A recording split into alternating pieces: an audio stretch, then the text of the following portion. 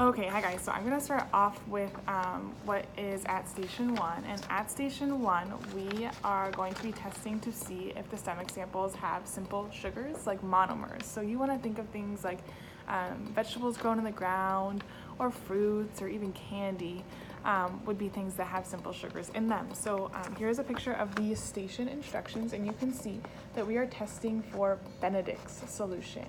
Right down the bottom, Benedict's solution, BENEDICTS. So again, you're just gonna have one beaker for this station, and it's gonna be filled with your food sample, a little scoop of it. And what you're gonna do is at this station, it says I'm gonna add 40 drops of Benedict's solution to my sample. So right here, I have Benedict's solution labeled. You always wanna double check the label matches. And I already put it into my negative test, which is water, and you can see that it turned blue, but we're not quite done there yet, so don't record that quite yet. And then over here, I'm gonna have my positive sample, which means I know what's going into it. So I'm gonna show you what's going into that. So it's labeled simple carbs. Here I have a bottle of glucose, which we know is a simple carb. And I'm gonna put a little powder in there. And, oops, a little messy. Give it a nice shake or stir. I'm even gonna put my thumb over the top and shake it really nice and hard. And now I have a sugar solution. So I know for a fact that I have simple sugars in there. Now I'm gonna do the same thing that I did to my negative test, which was add 40 drops of Benedict's solution. So here we go. 1, 2, 3, 4, 7, 8, 9, 10, 11, 12, 13, 14, 15, 16, 17, 18, 19, 20, 21, 22, 23, 16, 17,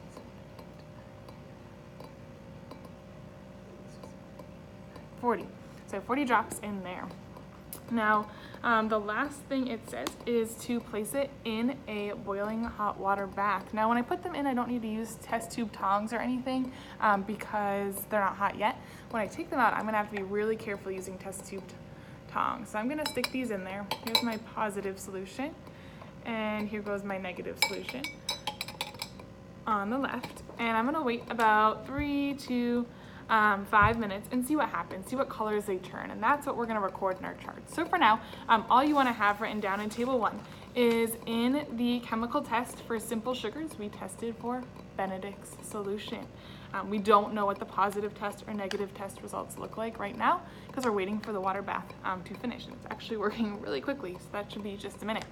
Now while we wait for that to finish up, what we're going to do is take a look at station number 2. So here is the instructions for station number 2.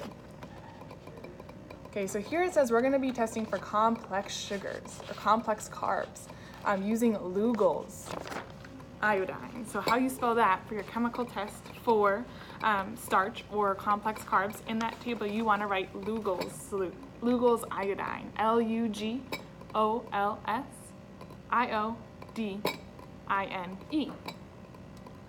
That was fast. Okay, and we're going to use a sample of starch that I already have right here and add it to our positive test beakers, so I know that this will test with a positive result because it has starch, which I know is a complex carb.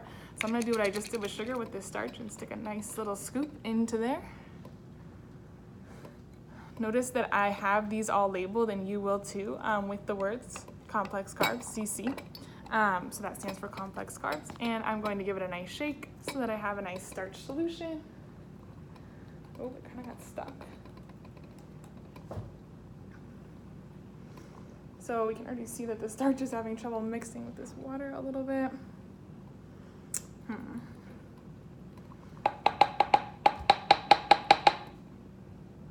Super weird. Just gonna stick this on.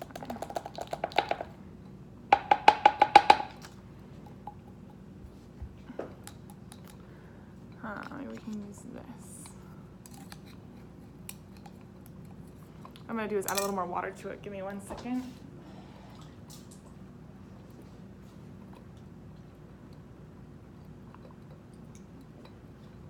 Super odd. Well, we have some starch in there, and so it should work just the same. I'll give it a try. So here's my complex carbs, and here's my one with just water. So we know that this one's gonna test whatever negative results look like, meaning if I see the color that this turns in my stomach contents, then it doesn't have that macromolecule or doesn't have complex carbs. And if it turns the color that this turns, then it does have complex carbs. So let's take a look. I'm gonna come back to this one in my next video with the results so that I can give that complex carb a stir. But in the meantime, we can fill out data table 1 for the very first row. So far you should have carbohydrates. You have written simple sugars. And the chemical test you wrote down is Benedict's solution. That's what we did at station 1. So I'm going to show you what a positive test looks like first. Now when you're at this station, you have to be very careful because now these are like really hot test tubes. So what I'm going to use is this. These are called beaker tongs, and all you have to do is you squeeze them when you want them to open and you let go of them when you want them to close. So it's a little reverse. So I'm going to open them. I'm going to grab out my positive test first. And if you look closely, I'm going to have you take a look and write down what color you see here in your positive test result in the very first row for simple sugars. So if simple sugars are in the stomach contents, this is what you will see when you test the stomach contents tomorrow. Hopefully you're recording something like a burnt orangey or red color. That's what we have right here. So I'm going to put that back in my positive results test. I'm going to release this by squeezing. I'm going to go over and pick up my negative test results. So this is the color you will see if you don't have simple sugars in your stomach samples.